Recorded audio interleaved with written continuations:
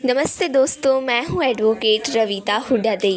आज मैं बताने वाली हूँ जो हर इंडियन को पता होना चाहिए, क्योंकि अगर आपको ये कानून पता है तो आप अपने आप को गलत अरेस्ट होने से बचा सकते हो।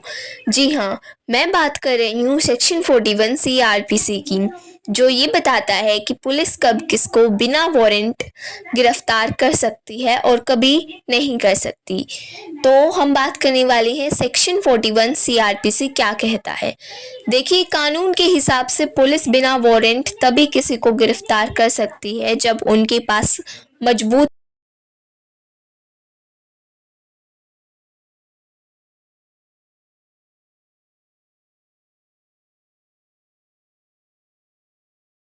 वजह हो, जैसे उन्हें लगता है कि उस आदमी ने कोई सीरियस जुर्म किया है।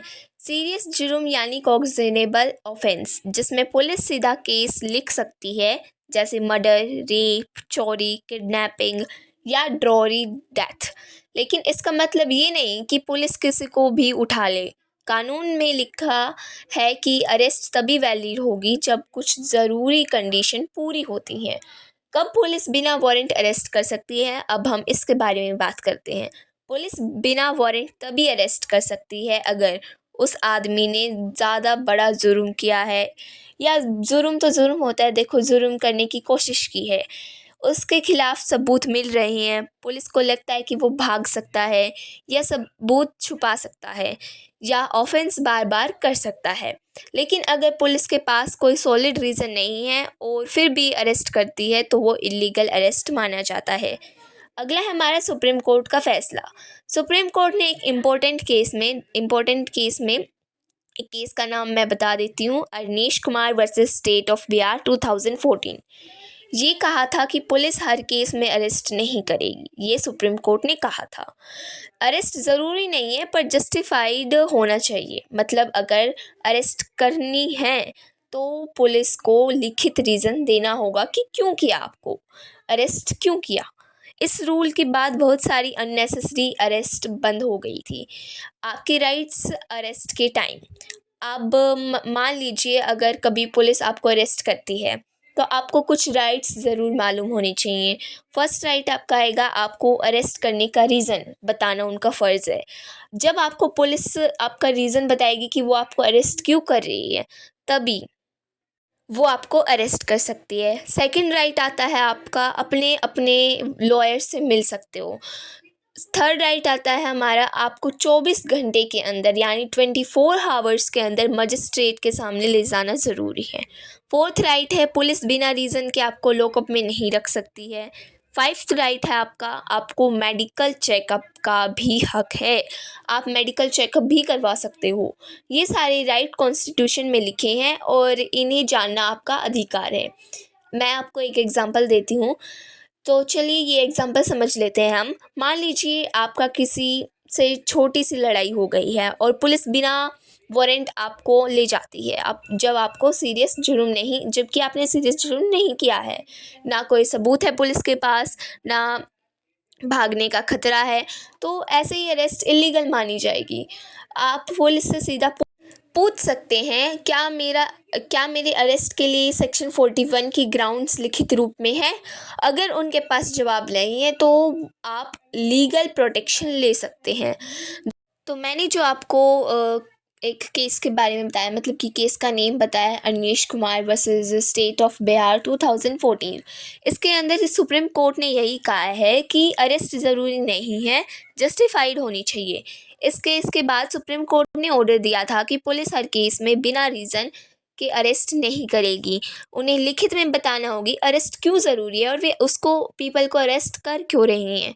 कोर्ट ने ये भी कहा था कि अगर किसी व्यक्ति ने मिनोर ऑफेंस किया है तो उसे नोटिस भेजना चाहिए, सीधा अरेस्ट नहीं करनी चाहिए।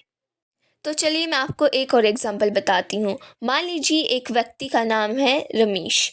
रमेश का अपने पड़ोसी के साथ झगड़ा हो गया और पड़ोसी ने पुलिस में एक छोटी सी कंप्लेंट कर दी।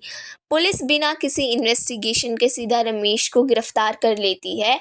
अब यहाँ दिक्कत ये है कि ना तो कोई सीरियस ऑफेंस नहीं था और रमेश के भाग जाने का ये सबूत मिटाने का कोई चांस भी नहीं था कि रमेश भाग गया तो उसका सबूत हम मिटा सकते हैं, पुलिस मिटा सकती है। तो ऐसी अरेस्ट सेक्शन 41 के रूल के खिलाफ मानी जाएगी। रमेश कोर्ट में कंप्लेंट दे सकता है और पुलिस ऑफिसर पर एक्शन भी हो सकता है। नेक्स्ट हम बात करेंगे अरेस्ट के बाद आपको क्या कर सकते हैं, आप क्या क्या कर सकते हैं, आपको क्या करना चाहिए। बहुत लोगों को ये नहीं पता है कि अगर उन्हें गलत अरेस्ट किया गया हो तो वे क्या कर सकते हैं। आपके पास कुछ ऑप्शन होते हैं, जैसे कि आप बेल के लिए अप्लाई कर सकते हैं, आप हाई कोर्ट में रिट पिटीशन फाइल कर सकते हैं। अगर अरेस्ट इलीगल है तो आप ह्यूमन राइट कमीशन में कंप्लेंट भी कर सकते हैं। आप पुलिस से लिखित में रीज़न मांग सकते हो कि अरेस्ट किस ग्राउंड पे आपने की है, ये कानून की तहत आपका हक है।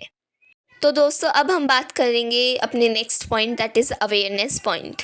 दोस्तों आज के ज़माने में एक कानून का ज्ञान लेना बहुत ज़रूरी है। जितने लोग अपने अधिकार जानते हैं उतना ही सोसाइटी में न्याय और इंसाफ बनाया जा सकता है। सेक्शन 41 सीआरपीसी एक बैलेंस बनाता है। एक तरफ पुलिस को पावर देती है और दूसरी तरफ सिटीज़न को प्रोटेक्शन। याद रखिए, कानून का मतलब सिर्फ पुलिस या कोर्ट तक सीमित नहीं है। कानून हर नागरिक के लिए बना है। जब हम अपने अधिकार जानते हैं तभी हम अपने कर्तव्य भी सही तरीके से निभा सकते हैं।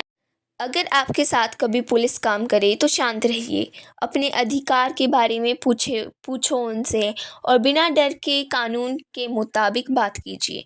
पुलिस भी तभी स्ट्रॉन्ग होती है तब आम लोग कानून समझते हैं। मैं आपसे एक सिंपल रिक्वेस्ट करूंगी, ये वीडियो आगे ज़रूर शेयर कीजिए ताकि ज़्यादा लोगों को ये बात समझ आए कि हर अरेस्ट का एक कानूनी प्रोसेस होता है। अगर हम सब कानूनी प्रोसेस को समझते हैं, कानून को समझते हैं, तो गलत अरेस्ट, गलत एक्शन और डर दोनों ख़त्म हो जाएंगे। आज का टॉपिक था सेक्शन 41 सीआरपीसी, लेकिन ये सिर्फ एक सेक्शन नहीं, एक जागरूक नागरिक बनने का एक पहला कदम था।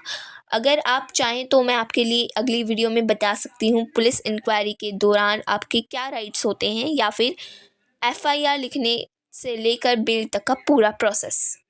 अगर किसी व्यक्ति को किसी केस से रिलेटेड सलाह या जानकारी चाहिए तो वे नीचे दिए गए नंबर पर संपर्क कर सकते हैं।